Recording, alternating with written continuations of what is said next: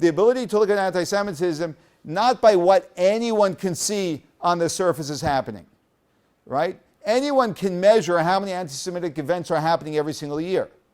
You just have to read a newspaper, however you collect data and you collect it, right? You don't need to be a rocket scientist for that.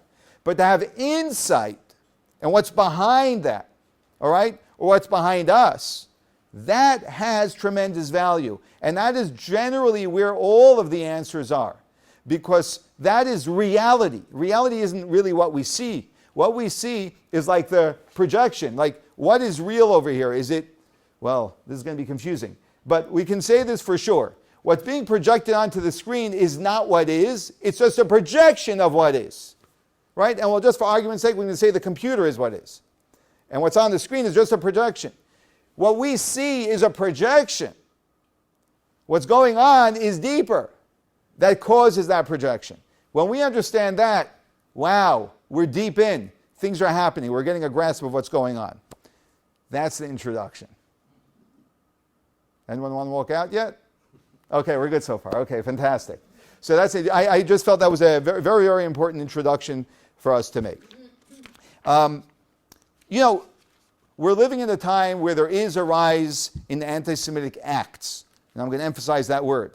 Half of British Jews, you can look at if you look in your student book or on the PDF, half of British Jews refrain from outward signs of Judaism. That means they're scared to show that they are Jewish. In France, in many places, it's dangerous to walk around with a kippah. The chief rabbi said everyone should wear a baseball cap. Don't wear a kippah exposed. You know, that says something about what's going on. And when we continue, let's go over. Anti-Semitic acts in the United States between 2013 and 2019, this graph spells it out pretty much. It's pretty clear that it's the anti-Semitic acts have been rising. Tonight's class is not about doomsday. In fact, the entire course is not about doomsday. It's about the exact opposite. But that's just setting the stage for why we're even having this conversation and why it's important for us to have perspective on this so that we can actually approach it in the most productive way that we possibly can. So let me spell out what our mission is in this course. Our mission is not to spell out what someone would classically spell out if they're giving a lecture on anti-Semitism, that things are terrible. Things are getting worse. What's going to be? We have to fight back. Never again. That's not what we're going to be. That's not going to be our emphasis. Our emphasis really is this. Our emphasis is that we are not focusing on reaction to what people are doing. We want to focus on action, not reaction. The moment the person is in a position of reaction, they're weak. That's weakness, right there. Because that means that you are setting the stage and I'm responding to what you're setting. Action is I'm setting the stage. And you're going to have to deal with what's going on over here because I'm standing firmly where I am. Now, action requires much more of a commitment because I have to know who I am. I have to know what I stand for.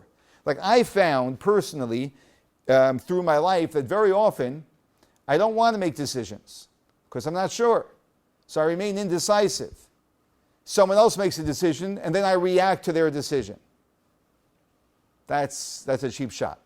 That's not playing life, right? So it's stepping up and actually taking action. Never again is very important. It is very important. It's very empowering. And anyone that, all of us are of the age to be very familiar with what happened in the Holocaust, never again is a must.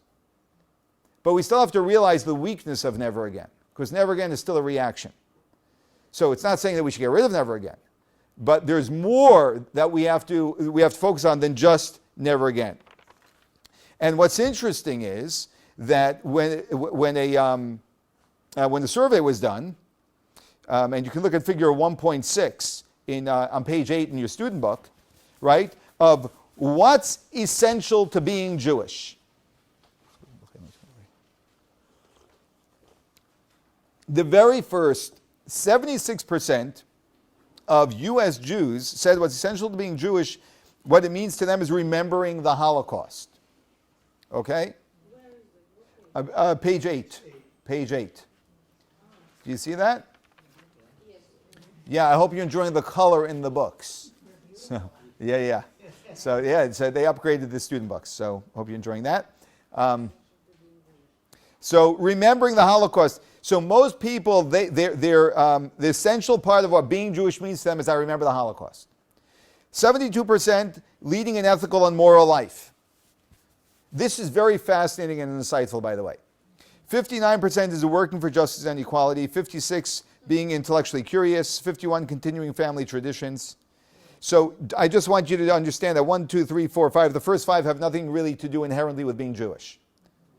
Okay? Which is the way people express the essential part of being Jewish. I'm not saying that to be critical, but I am saying that to analyze this critically.